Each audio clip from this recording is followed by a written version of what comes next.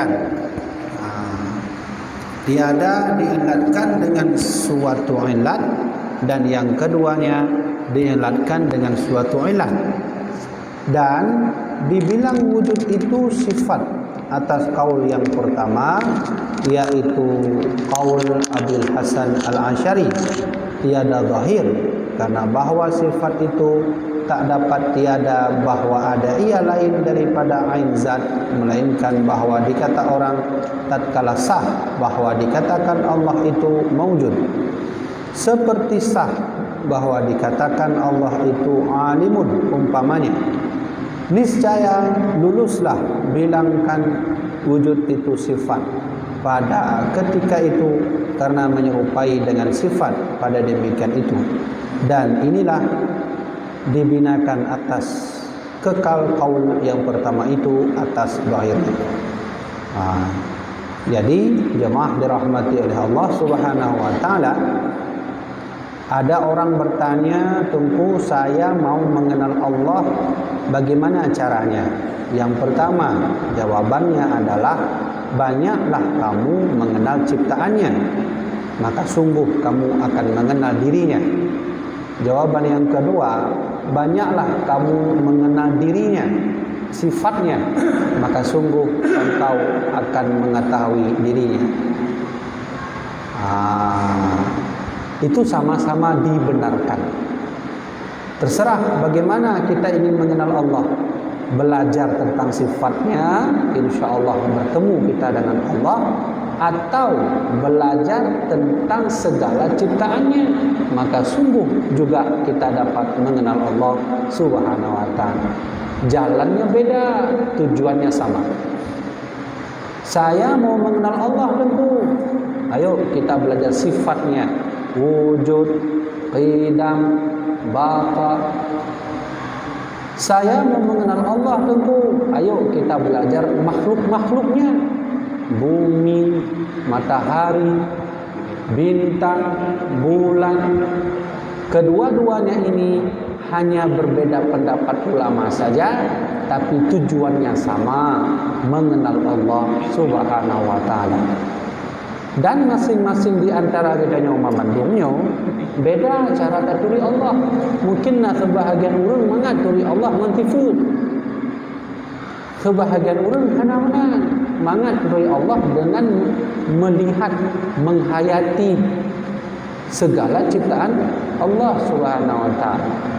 Nah, oleh karena itu di Eropa hari ini banyak orang pakai cara yang pertama, yaitu mengenal Tuhan dengan cara mengenal makhluk-makhluknya.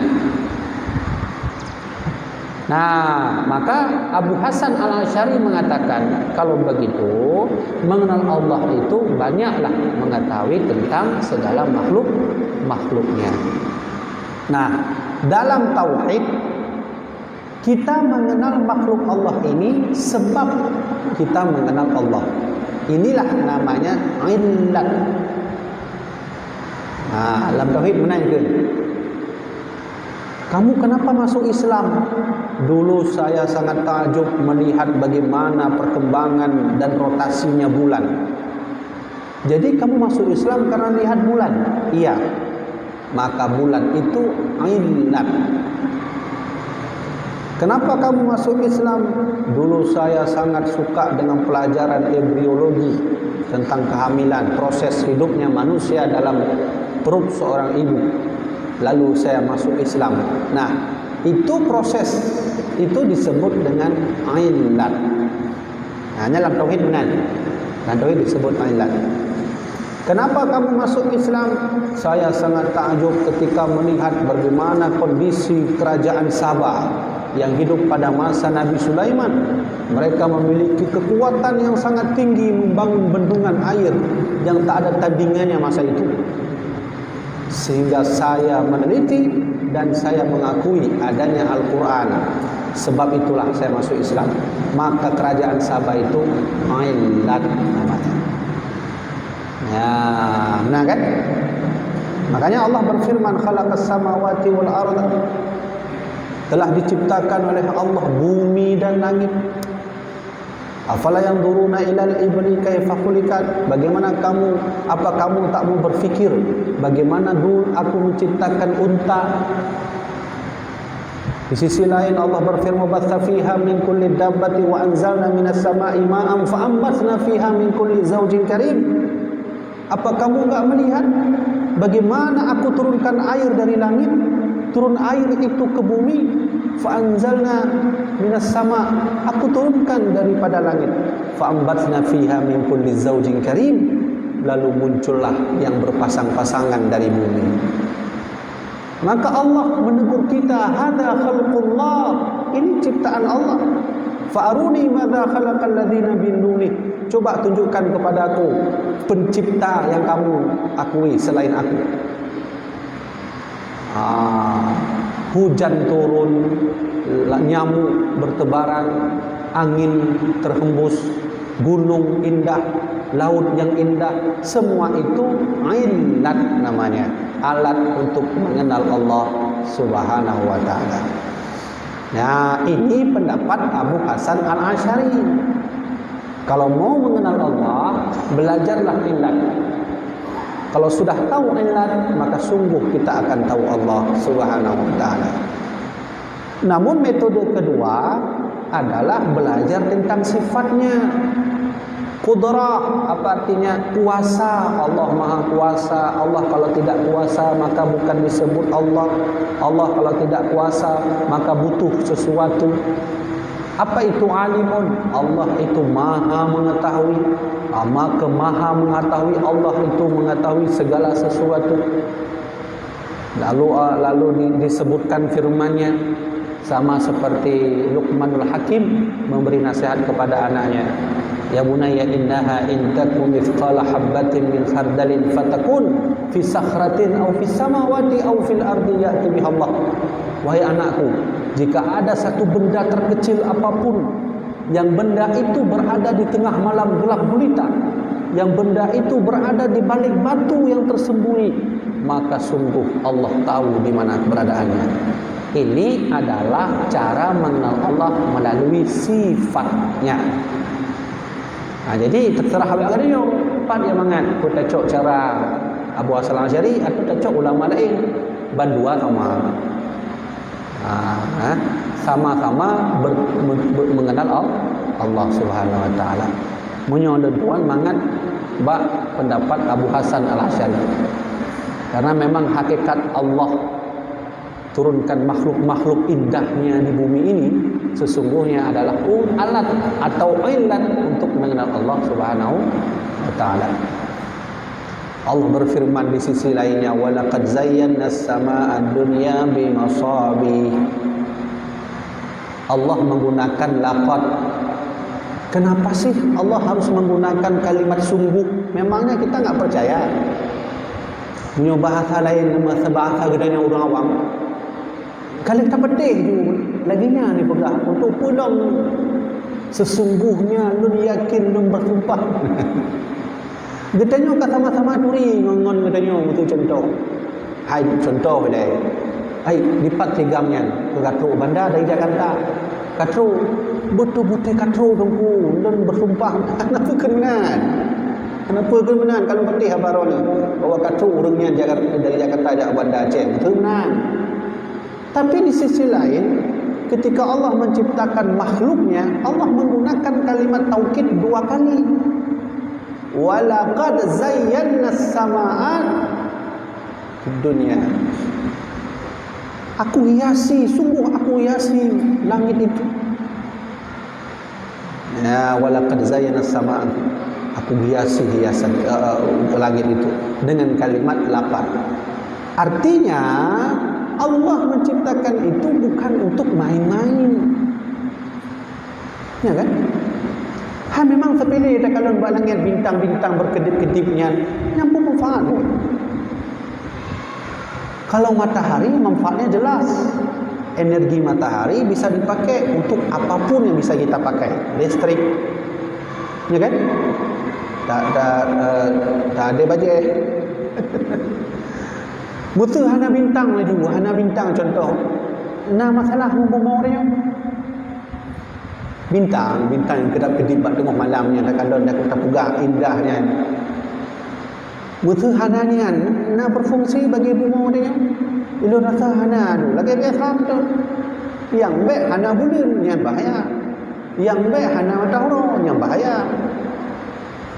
Bulan perlu untuk stabilisasi lah air laut. Itu radiatornya itu.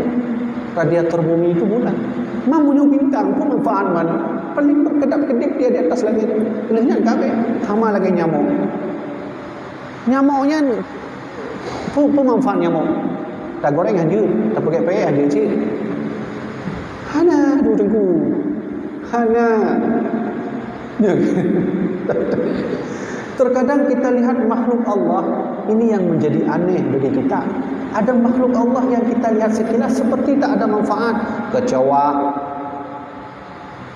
Okeylah, kecoa itu ada manfaat.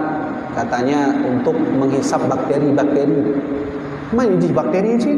Mati je kan bakteri je. Nyamuk. Nyamuk itu manfaatnya apa? Tugas dia setiap malam datangi kita tidur, dia hisap darah, mutu-mutu beliung-beliung ijak dia. Ada manfaat itu, ada manfaat. Tapi yang kalian pegah bahawa Allah menciptakan segala sesuatu itu tidak dengan main-main. Terkadang Allah menggunakan kalimat taukid, laqad. Sudah la pakai qad lagi. Ya kan? Sama seperti lagi Allah berfirman, laisa kamitslihi syai'. Ka itu disebut dengan istidrak. Ka itu tamthil. Setelah ka artinya seumpama. Ditambah lagi kalimat mithli, artinya juga seumpama. Dua buah kata-katanya. Jadi terkadang ada mukjizat dalam Al-Quran yang nampaknya satu huruf je ke mukjizat. Ini mukjizat logika. Nah, oleh karenanya dari semua yang kita lihat hari ini, itu sesungguhnya ciptaan Allah, alat untuk mengenal Allah Subhanahu wa Ta'ala. Cuman kita ni orang tahu yang kadang-kadang Allah kasih Quran, ku kasih Quran untukmu kau pelajari baik-baik. Hatta yatabayyana lakum annahul haq, sampai kamu tahu Al-Quran itu benar. Al-Quran ini, Al-Quran yang kita pakai, itu sering dipakai orang-orang saat meneliti. Dr. Masaru Emoto itu meneliti penelitiannya dengan Al-Quran. Dr. Profesor El-Muri, dia meneliti dengan Al-Quran. Ada salah seorang ilmuwan, dia bukan Muslim, ketika dia menelusuri tentang kerajaan Ratu Sabah yang dia kagumi, ketika itu menurut riwayat kerajaan Ratu Sabah mempunyai bendungan besar yang tak bisa runtuh waktu itu. Jadi tidrongnya dia hanya mafhum kiban cara dipakai Al-Quran. Jadi minta peng Al-Quran, dia ada peng Al-Quran. Tinggal kita nyawa tahu nak rencana minta peng. Gimana untuk orang minta peng kon maksud tadong je ke imam, je ke penceramah dengan sebut Quran dengan peng kon ni aku. Bukan itu cari duit. Allah mengizinkan kita untuk cari duit melalui ayat-ayatnya. Gimana cara aku buat penelitian atau berangkat dari sebuah penelitian. Bagaimana? Ambil satu ayat, taruh, teliti dan buat riset. Ini yang sering dilakukan oleh ilmuwan-ilmuwan muslim atau ilmuwan-ilmuwan non-muslim hari ini. Bedanya ilmuwan muslim meneliti untuk kebenaran Quran, ilmuwan non-muslim meneliti untuk menghancurkan Al-Quran walaupun duduk di tamu kita. Contoh, saya menelitilah waktu itu saya meneliti satu riset yang mungkin saya enggak tahu, wallahu a'lam. Saat itu belum ada lagi riset tentang fakta konkret. Benarkah manusia purba itu ada? Jadi lu pergi skripsi lu jak abad dosen dan tuan. Termasuk masanya na dosen dan tuan almarhum Pak Lukman. Mesir Raya. Yang durai dan tuan masanya. Ini sebahagian dosen mengatakan, wah ini Aku Habibie nggak sanggup kamu nih untuk membuat penelitian seperti ini karena datanya tidak ada di Aceh. Jadi saya meneliti sebenarnya ada nggak sih bahwa manusia purba itu. Saya ambil riset dari surat Al-Baqarah ayat 30, saya mulai penelitian. Dalam pikiran saya adalah, kenapa malaikat itu tahu bahwa ketika Allah ingin menciptakan Adam, mereka tahu bahwa suatu saat keturunan Nabi Adam akan menghancurkan bumi, saling menumpahkan darah. Yang lebih pening luntuan dong, Insinyur Agus Mustafa, salah seorang peneliti bagian nuklir di Indonesia, Insinyur Agus Mustafa, ahli fisika. Dia sendiri yang mengatakan bahwa adanya manusia purba dalam surat Al-Baqarah. Maka makin penasaran tuan, dan berangkatlah ke Bandung. Saya berangkat ke Bandung. Sebelumnya saya minta duit ke UIN, mungkin dikasih duit. Ternyata nggak ada. Kenapa ini? Nah, kalau laki sebahagian jamaah termasuk ke Umi tuan.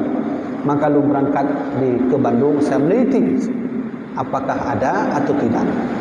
Hasil daripada itu, alhamdulillah, dari semua penelusuran dan riset yang saya lakukan, tidak ada sedikit pun ahli tafsir yang mengatakan adanya manusia purba.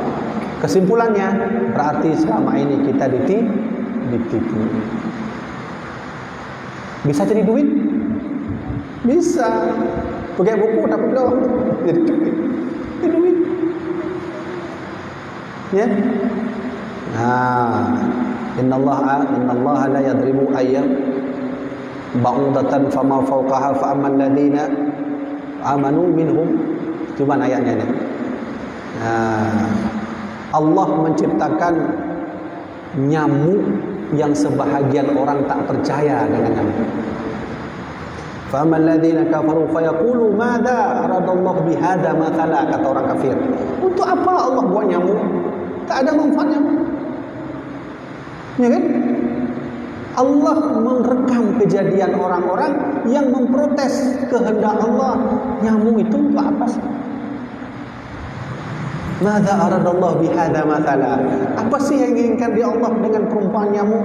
Hanya keuntungan. Tapi ingat baik-baik, dengan nyamuklah orang bisa beli Mercy. Dengan nyamuklah orang bisa beli pesawat terbang. Dengan nyamuklah orang bisa beli mobil. Dengan nyamuklah orang bisa buat pabrik. Dengan nyamuk jugalah orang kaya sekaya-kayanya. Maka berterima kasihlah kepadanya nyamuk. Karena kalau tidak ada nyamuk, tidak ada pabrik baygon. Kalau tidak ada nyamuk, tidak ada pabrik autan. Kalau tidak ada nyamuk, tidak ada pabrik hit. Dari pabrik hit, ribuan orang kerja di situ, dapat duit. Dari pabrik baygon, ribuan orang kerja di situ, dapat duit. Dari pabrik autan, ribuan orang kerja di situ, dapat duit. Berterima kasih padanya nyamuk. Nah, coba lihat. Saya ingin katakan bukan itu. Mau cari duit lewat Al-Quran boleh. Allah kasih caranya. Allah tunjukkan ilmu geologi. Ini aku tunjukkan, teliti. Aku tunjukkan kepadamu ilmu astronomi, teliti. Aku tunjukkan kepada kalian semua bagaimana aku firmankan mengenai tentang hal-hal ilmu geologi, teliti. Dari sinilah nanti kita cepat mengenal Allah Subhanahu. Nah, inan ujung di yang kita belum pegang. Disitulah hakikatnya. Dari penelitian itu kita tahu Allah Subhanahu wa ta'ala. Maka alhamdulillah, saya berkali-kali saya katakan, di Eropa Islam terus naik, di Indonesia Islam terus menurun. Kenapa? Qurannya tak dipakai. Coba lihat berapa orang nabi palsu muncul di Indonesia. Tuan terkejut kalau data MUI, Majelis Ulama Indonesia, ternyata di Indonesia dalam catatan MUI sudah ada nabi palsu jumlahnya 200 sekian orang. 200 sekian orang mengaku nabi. Nya kalau hati dengan jamaah dong, nanti orang mungkin jamaah 50 orang kali betul. 50 kali 200 betul kan? Ada yang salah cara beriman kita hari ini di Indonesia. Kenapa? Karena sering kita lafadzkan Quran, tapi jarang kita iktibarkan Quran. Makanya tajak bangun dan pakai mau hayu tak tu Quran tu. Makanya itu dia mata tu. Jadi karena tu Quran don mau ni kan karena mana? Ana. Padahal cerita ni tentang Abu Lahab. Mantu Qori yang lagak mana? Dipakai nada nahwan betul benar kan? Hai Qori pakai nada nahwan atau ni tentang siksa Firaun. Kai mau di. Ini kan karena makna karena nada. Nah, ngomong kan? Nah, inilah pendapat Abu Hasan Al-Asy'ari. Kalau begitu, kalau ingin mengenal Allah, ayo kita pelajari illat yang Allah turunkan. Apa saja illatnya kamu? Wah, banyak sekali, tak terhingga. Lalu apa manfaat bintang lagi yang Tuhan firman? Bintang itu manfaatnya bahwa kita tahu bahwa sesungguhnya Allah itu maha besar. Kok tahu? Kok begitu? Coba. Nah, nyo belajar astronomi itu. Ada orang bertanya, Tengku, Nabi Muhammad itu waktu ke langit pertama itu berapa jaraknya? Berapa kilo? Ana hafal ada. Ayo kita mulai sedikit. Subhanalladzi asra bi 'abdihi minal masjidil haram minal masjidil aqsa.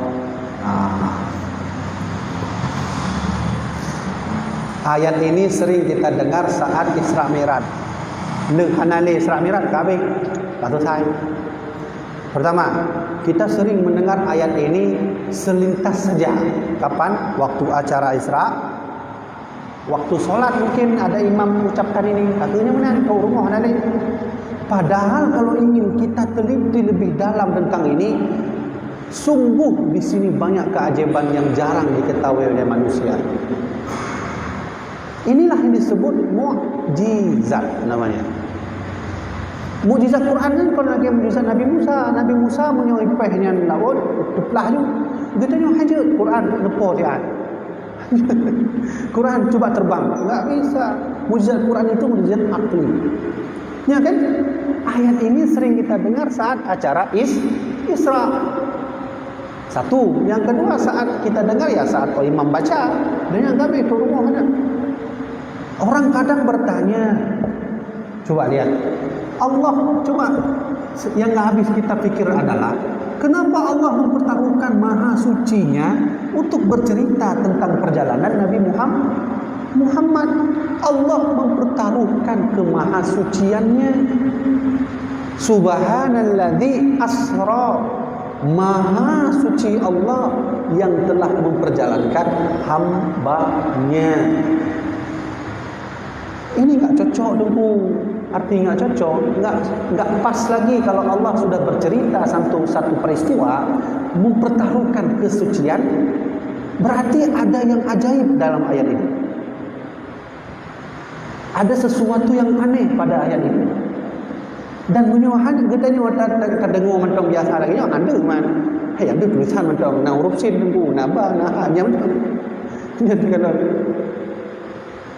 Kalau kita teliti lebih dalam, sungguh sangat ajaib. Ayo kita jelajah sedikit tentang keajaiban pada ayat ini. Pertama, Allah menanamkan keajaiban ini dengan mempertaruhkan kesuciannya. Berarti ada lebih ayat itu. Asra itu diperjalankan, bukan memperjalankan. Diperjalankan.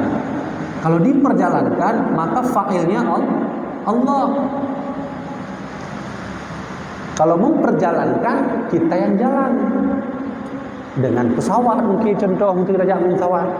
Kalau diperjalankan, maka pelakunya Allah. Asra. Dengan apa Allah memperjalankan Nabi Muhammad ini? Tentunya dengan disebut makhluk burak. Burakun. Atau bahasa lainnya kilat. Orang kadang bertanya, Tengku, jarak ketika Nabi dari Masjidil Haram ke Masjidil Aqsa itu berapa kilo dan berapa kecepatan burak berjalan dari Mekah ke Baitul Maqdis? Ini kita sudah mulai masuk ke keajaiban dalam Al-Quran, dalam ayat ini. Makanya sengaja Allah mempertahukan kesuciannya. Allah seolah-olah bilang, kalau kamu tahu keajaiban ayat ini, kamu akan tahu saya sebenarnya. Ya kan? Burak itu kata Rasulullah dalam kitab Qasasul Anbiya, Qasasul Mi'raj. Di sana tertulis, hadisnya panjang sekali. Saya tak hafal itu, panjang sekali perjalanan Nabi sampai jumpa Nabi Adam, Nabi Nuh, Nabi Musa. Kata Rasulullah, kecepatan burak itu sekali melangkah itu sama seperti jarak seberapa jauh kita melihat. Gunung Selawah paling datu. Dan kalau yang baru, yang sejauh mata memandang, yang kena tabuh langkah kaki burak. Satu langkah kaki burak. Kalau begitu, maka dia hampir kita samakan dengan kecepatan cahaya. Okey, kecepatan cahaya itu ya, belum hitung-hitung dari kecepatan cahaya. Jarak Masjidil Haram ke Masjidil Aqsa, Rasulullah hanya memiliki waktu sekitar 0,04 detik. Jarak satu melangkah Masjidil Haram ke Masjidil Aqsa dengan kecepatan burak 0,004 detik. Yang siban ya, menyolong pegah 0,4, maka setengah detik sama dengan 1/2 detik. Mau menyolong 0,2 tu baru setengah dah 40 detik. Coba, sungguh ajaibnya Allah mempercepat perjalanan burak. Hanya butuh waktu 0,04 detik dari Mekah menuju ke Baitul Maqdis. Kalau begitu, berapa jarak Rasulullah berangkat ke langit pertama? Dan langit pertama itu di mana posisinya? Kadang-kadang mau belajar kan adanya bab pula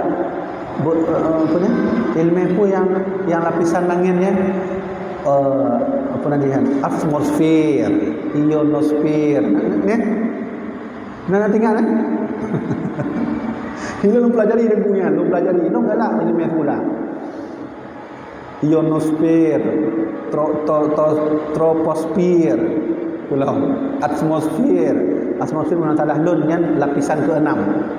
Ada ionosfer yang kedua lapisan penuh. Nah, orang pegah dan langit ke-7-nya yang kenyan ionosfer, atmosfer, konyan. Itu langit itu berada di bumi. Jadi hanya menjelaskan secara panjang. Rasulullah berangkat ke Baitul Maqdis hanya butuh 0,004 detik dengan kecepatan cahaya. Berarti Rasulullah sampai ke planet Pluto, planet paling terjauh yang hari ini para ahli astronomi Badan NASA Amerika setuju Pluto tak masuk lagi ke planet karena begitu jauh. Ini punya alasan. Badan NASA Amerika seluruhnya internasional menyepakati Pluto tak masuk lagi ke planet tata surya kita. Kenapa? Karena begitu jauh. Maka ada data tahun 1920 sekian itu cahaya Pluto baru masuk ke bumi kisaran 7 atau 90 tahun. Ya. Kalau kita pakai kecepatan cahaya dengan kecepatan kilat itu sangat jauh berbeda. Contoh dulu. Matahari menyinari bumi, cahaya matahari perlu sampai ke bumi selama 8 detik. Ketika kita lihat matahari itu cahayanya baru masuk ke bumi, perjalanannya butuh waktu 8 detik. Kalau begitu, ketika saya bilang itu matahari hari ini, salah. Itu matahari 8 detik yang lalu. Yang dong kalau mata warawati kan, itu matahari 8 detik yang lalu. Kita sudah kena tipu. Lagi turah baru. Sudah kena tipu. Tak bugah ju mata uro-uronyo. Kan uronyo ada pun 8 detik yang lalu. Rasulullah saya ingin katakan perjalanan Buraq mengantarkan Nabi Muhammad menuju ke planet Pluto belum sampai lagi langit pertama, hanya butuh waktu 30 detik saja. Padahal itu planet paling terjauh. Pesawat jet paling tercepat di dunia adalah pesawat X-16 kalau tak salah saya. Itu paling tercepat di dunia. Itu kalau berangkat ke Pluto butuh waktu 40 atau 60 tahun baru sampai. Tapi kecepatan Buraq hanya 30 detik. Wah, lebih jauh lagi. Ada orang bertanya, terus langit pertama ketika Nabi Muhammad berjumpa dengan Nabi Adam, berapa kilo? Saya nggak ingat lagi itu. Yang saya ingat 146. Ini namanya ini. Saya hitung-hitung dulu.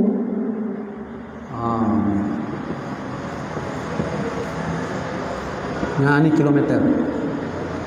Saya menghitung-hitung jarak Nabi Muhammad ke Nabi Adam, langit pertama, berapa kilo? Saya pakai rumus kecepatan cahaya.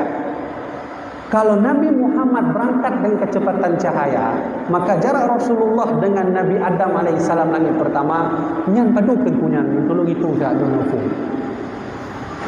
Itu berapa kilo langit pertama? Kenapa? Karena Rasulullah bersabda dalam hadis yang panjang bahwa perjalanan jarak antara langit pertama langit kedua itu butuh waktu 500 tahun dunia. 500 tahun dunia jarak antara langit pertama langit kedua. Menyonapati habalun buka buku Qisasul Mi'raj. Di situ ada hadis-hadis perjalanan Nabi Muhammad, jumpa dengan Nabi siapa, kecepatan Buraq berapa. Yang kedua Tuhan sampaikan, kalau langit pertama ke langit kedua butuh waktu 500 tahun, bagaimana Buraq melakukan perjalanan yang Nabi berangkat setelah Isya? Jam berapa Nabi berangkat Isra? Isra Mi'raj, apakah dulu? Apakah dulu Rasulullah berangkat Isra poh 12 dulu atau poh 8 Nabi bagah cu. Nabi berangkat jam 8, pulang sebelum subuh. Sebelum subuh apa betul? Poh 5 nak bagah di mana kan? Poh 5. Pada jam nunggunya. 8, 9, 10, 11, 12, 1, 2, 3, 4, 5. Nabi hanya berangkat Isra Mi'raj selama 9 jam. Sedangkan kata Nabi Muhammad, perjalanan dari langit pertama ke langit kedua 500 tahun perjalanan manusia. Ngekali gimana tahu? Kalau begitu dari ke langit kedua ke langit ketiga 500 tahun. Dari langit ketiga langit keempat 500 tahun. Langit keempat, langit kelima 500 tahun. 5 ke 6 500 tahun. Yang berangkat kalau mualah. Nah. Coba. Ini adalah mukjizat yang tertanam dalam ayat Al-Isra, ayat surat pertama, ayat Isra. Yang mana? Kalau Rasulullah berangkat hanya 9 jam, bagaimana kecepatan Buraq berangkat dari langit pertama sampai ke Sidratul Muntaha lalu balik lagi ke bawah? Maka wajar Abu Lahab hanya pedih. Abu Lahab hanya pedih.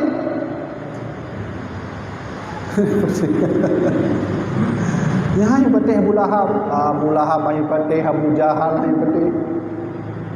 Mereka main logika. Ya. Saya PR bagi saya. Ini satu titik. Data perjalanan Isra Mi'raj Nabi dari Masjidil Haram ke langit pertama, nya dalam HP luntuan ke tua lo HP. Nyalu data mandung pada kilo Rasulullah berangkat dari Masjidil Haram ke Masjidil Aqsa, dari Masjidil Aqsa ke langit pertama yang pada kilo, kecepatan cahaya kode ni kiban perkalian ni kiban baklun. Tapi belum kena teliti ketika Rasulullah sallallahu alaihi wasallam itu berangkat Isra dan Mi'raj, apakah Nabi meninggalkan jejak atau apakah Buraq meninggalkan jejak energi pada bintang atau tidak? Kamu nak lihat? Munyo lentuan hitung, mudah dah. Mungkin nak urung hana patih. Hana patih. Tu hana patih. Ya urung yang kon Islam. Kamu nak lihat? Saya sedang mencari ini. Mungkin kalau bisa bantu, boleh dibantu. Saya sedang meneliti, adakah jejak burak ditinggalkan ke alam semesta? Sepanjang perjalanan energi burak itu pergi, tentu meninggalkan jejak, walau hanya sedikit energinya. Kamu nak? Belum kena telitinya. Kalau itu ditemukan, sungguh bahawa 1000% Al-Quran itu fakta dan benar semuanya. Punya katanya dengan fakta, ya aneh katanya beriman kepada Al-Quran, tapi tidak bisa ditunjukkan ke depan orang kafir. Orang kafir yang pedih, Quran pandai yang pedih man. Punya katanya wajar pedih, beriman. Nyo tengok telitinya. Saya sedang meneliti, adakah burak meninggalkan jejak energi di alam semesta? Kalau ada, maka sudah selesai. Bahwa ini benarlah perjalanan yang tak masuk logika, tapi harus kita imani dengan iman. Hana perjalanan dari Muhammad lagi pertama, berapa kilonya? Maka kembalilah ke sini. Subhanallazi asra, maha suci Allah yang telah memperjalankan hamba-Nya. Kita sudah melihat bagaimana keajaiban yang Allah tanamkan dalam perjalanan Nabi Muhammad. Ketika itulah hati kita tersentuh. Subhanallah, maha suci Allah. Inilah manfaat Allah membuka ayat Isra ayat 1, Subhanallah. Tapi mungkin ino na guru matematika, fisika, dia bantu lentuan. Tolong minta dia. Nyo PR cik karena lu ceramah tu sebutkan cik bab tu. Jejak burak ini. Burak ini ketika berangkat, apa dia meninggalkan energinya di alam semesta atau tidak? Lu rasa meninggalkan, karena hanya mungkin makhluk bergerak, berdiam, tidak memiliki bekas. Ya kan? Katanya, ini ada bekas, 4 bekas bayangan. Perjalanan ada bekas, maka burak pasti ada bekasnya.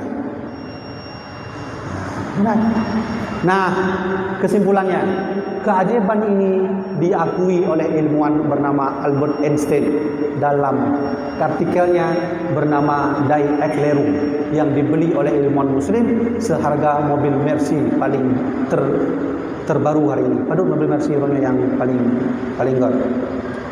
Sanyu kita berdua semua. Padahal 5 miliar. Ada satu artikel kecil yang ditulis oleh Albert Einstein. Dia mengukur perjalanan Nabi Muhammad dengan rumus Albert Einstein, MC kuadrat. MC sama dengan MC kuadrat. MC kuadrat. Albert Einstein mengakui perjalanan Muhammad sallallahu alaihi wasallam dengan rumus ini. Tapi lun kandang bak Google hana merumpok dah. Ya, dalah nak cara orang berjujur-jujur nak cara bagi matematika. Coba lihat. Sekarang sudah selesai sampai sini. Adakah kita merasa adanya kemahakuasaan Allah di malam hari ini? Kalau ada, insya-Allah kita sudah temukan manisnya iman kepada Allah Subhanahu wa taala. Begitulah cara mencari iman, menambah iman, mendekatkan diri kepada Allah. Caranya ini umahek depulan cara. Buat bab lama. Kamu ngat ayo. Nah merasa adanya utama iman, dia merasa alhamdulillah, sebutlah subhanallah. Ayo coba nanti ya. Ana.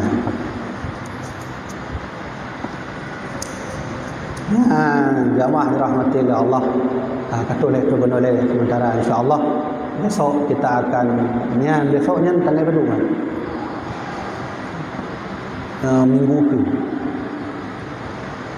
Minggu ke tanggal berapa ya?